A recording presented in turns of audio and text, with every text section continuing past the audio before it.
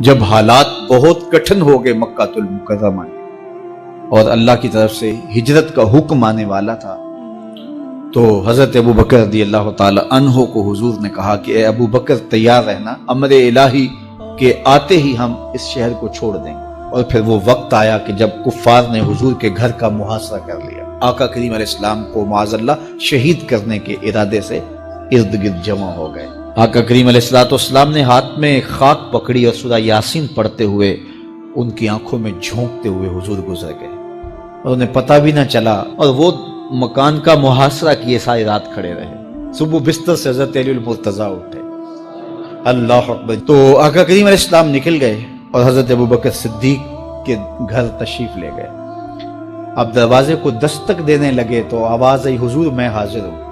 حضرت ابو بکر صدیق تیار کھڑے تھے، تو کہا ابو بکر تم تیار ہو؟ کہا حضور آپ نے کہا نہیں تھا کہ تیار رہنا، کبھی ہجرت کا حکم آ سکتا ہے تو میں تو اس دن سے ہی تیار رہتا ہوں کہ کب حضور آئیں اور جو فرمائے میں وہی کروں۔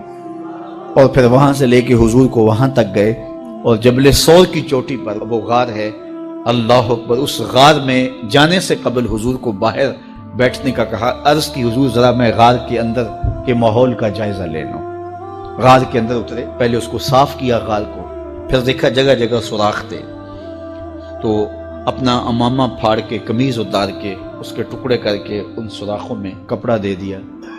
2 سوراخ ایک روایت کے مطابق اور ایک روایت کے مطابق 1 سوراخ بچ گیا، اس میں اپنی ایڑی رکھ دی اور پھر آواز دی جان عالم اندر تشریف لائیے۔ تو آقا کریم علیہ السلام غار میں چلے گئے تو سیدنا صدیق اکبر رضی اللہ تعالی عنہ نے اپنی گود میں آپ کا سر رکھا اور حضور لیٹ گئے۔ اللہ اکبر، کیا منظر ہوگا! صدیق اکبر نے حضور کو دیکھا اور جی بھر کے دیکھا، اور ایسا دیکھا کہ کوئی اور شریک بھی نہیں تھا۔ یہ واقعہ حضرت سیدنا عمر سے روایت ہے، کتب سیاح میں ہے، اور حضرت عمر رضی اللہ تعالی عنہ یہ بات بیان کرتے ہوئے رو پڑے، اور آپ کہا کرتے تھے کہ ابو بکر یہ غار والی نیکی مجھے دے دیں اور میری ساری زندگی کی نیکیاں لے لیں۔ اللہ اکبر۔ تو حضور علیہ السلام حضرت ابو بکر صدیق کی آغوش میں ہیں۔ اب ہوا کیا کہ سانپ نے جب ہر راستہ مسدود پایا تو خیر وہ اس راستے پہ پہنچا جہاں انسانی گوشت نظر آیا، تو سانپ نے پھر ڈنگ لگایا۔ سانپ کا ڈنگ اچانک، تو انسان تو کپ کپا کے رہ جاتا ہے، اچانک تو چیونٹی کاٹ جائے تو انسان کپ کپا کے رہ جاتا ہے، چھپکلی گر جائے اچانک تو بندہ اپنے وجود کو جو ہے وہ متوازن نہیں رکھ پاتا، تو نیچے سے سانپ اور وہ ڈنگ لگا رہا ہے۔ لیکن لفظ سنیے، یہ حضرت عمر کی روایت ہے کہ حضرت سیدنا صدیق اکبر نے اپنی ٹانگ کو جنبش نہیں آنے دی، مخافت ان یتنبہ رسول اللہ، اس ڈر سے کہ کہیں حضور بیدار نہ ہو جائے۔ ساری توجہ ادھر رہی، بے اختیار آنکھوں سے آنسو ڈھلک پڑے، درد کی شدت اتنی تھی، اور آنسو گرے تو حضور کے رخسار پہ۔ آقا کریم بیدار ہو گئے۔ بیدار ہوتے ہی میرے حضور نے کہا، مالک یا ابا بکر، ابو بکر کیا ہوا؟ تو یہ ہوتی ہے ہنگامی صورتحال۔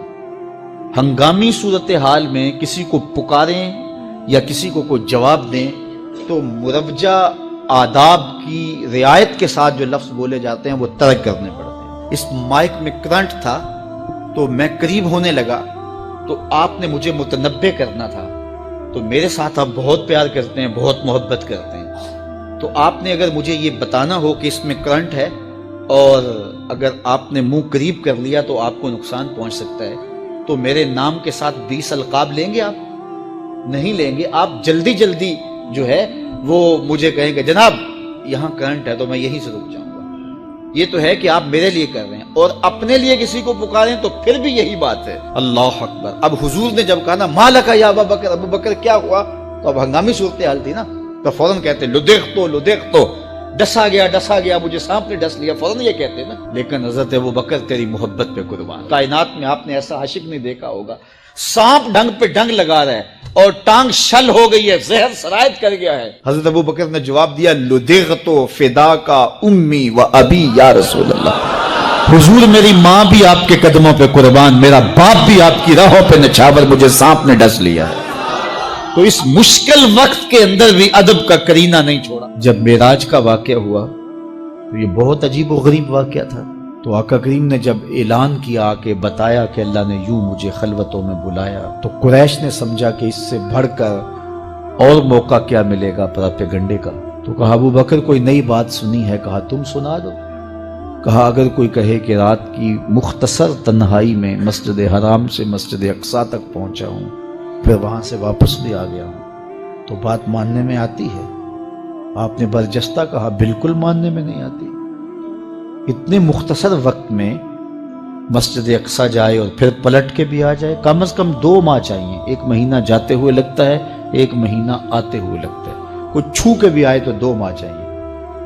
تو سمجھا کہ لوہا خوب گرم ہو گیا، اب چوٹ ٹکانے پہ بیٹھے گے۔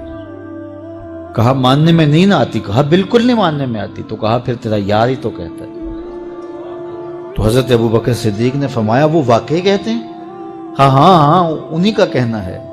تو حضرت ابوبکر بولے لئن قالہ فقد صدق فاصدق، اگر انہوں نے کہا ہے تو سچ کہا ہے، میں تصدیق کرتا ہوں۔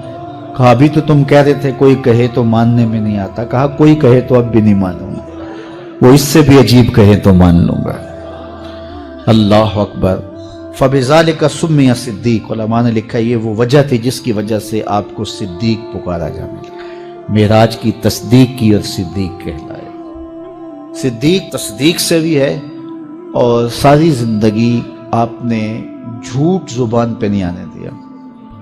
آپ کی طبع میں جو صداقت رچی وسیع تھی، بلکہ ایک مشکل وقت آیا آپ پر، وہ جب حضور علیہ السلام کو اللہ کا حکم ہوا اور ہجرت کر کے حضور مکہ سے مدینہ کی طرف عازم سفر ہوئے، تو حضرت سیدنا صدیق اکبر رضی اللہ تعالیٰ عنہ ساتھ تھے۔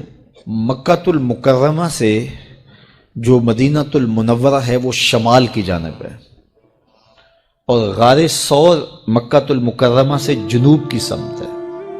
تو آقا کریم علیہ السلام نے سفر کرنا تھا مدینہ شریف کا، تو شمال کی سمت نہیں گئے بلکہ وہاں سے سفر جنوب کی جانب کیا، اور پھر وہاں سے حضور جو ہے وہ 3 دن گزارنے کے بعد مدینہ المنورہ کی جانب روانہ ہوئے۔ یہ سارے ادھر ڈھونڈتے تھکتے رہے، اور حضور وہاں آرام کرتے رہے، اور 3 دن کے بعد جب ڈھونڈ کے ان کو کچھ نہ ملا تو آقا کریم وہاں سے نکلے اور سیدھا مدینہ المنورہ کی جانب عازم سفر ہوئے۔ انہوں نے 100 سرخ اونٹ حضور کی گرفتاری کے لیے انعام رکھا ہوا تھا، تو مختلف قبائل کے لوگ حضور کو ڈھونڈنے کے لیے نکلے تھے کہ بہت بڑا انعام ہے، 100 سرخ اونٹ ملیں گے۔ ایسے لوگ بھی تلاش کر رہے تھے جو حضور کو جانتے نہیں تھے۔ تو راستے کے اندر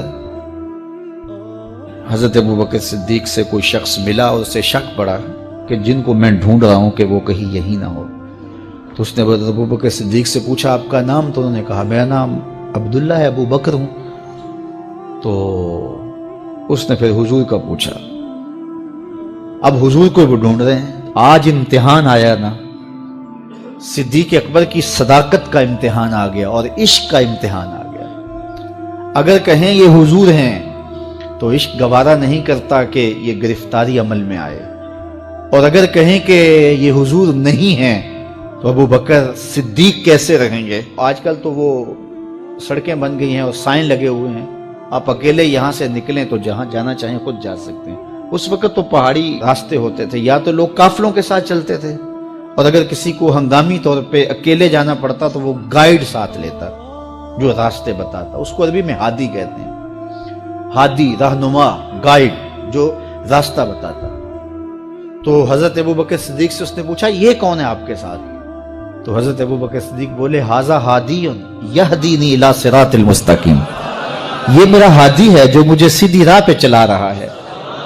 تو وہ سمجھا یہ وہ والا ہادی ہے، لیکن حضرت ابوبکر صدیق دل و قلب و نگاہ کا مرشد قرار دے۔ جب حالات بہت کٹھن ہو گئے مکہ المکرمہ کے، اور اللہ کی طرف سے ہجرت کا حکم آنے والا تھا، تو حضرت ابوبکر رضی اللہ تعالی عنہ کو حضور نے کہا کہ اے ابوبکر تیار رہنا، امر الہی کے آتے ہی ہم اس شہر کو چھوڑ دیں گے۔ اور پھر وہ وقت آیا کہ جب کفار نے حضور کے گھر کا محاصرہ کر لیا، آقا کریم علیہ السلام کو معاذ اللہ شہید کرنے کے ارادے سے ارد گرد جمع ہو گئے۔ آقا کریم علیہ السلام نے ہاتھ میں خاک پکڑی اور سورہ یاسین پڑھتے ہوئے ان کی آنکھوں میں جھونکتے ہوئے حضور گزر گئے اور انہیں پتہ بھی نہ چلا، اور وہ مکان کا محاصرہ کیے ساری رات کھڑے رہے۔ صبح بستر سے حضرت علی المرتضیٰ اٹھے، اللہ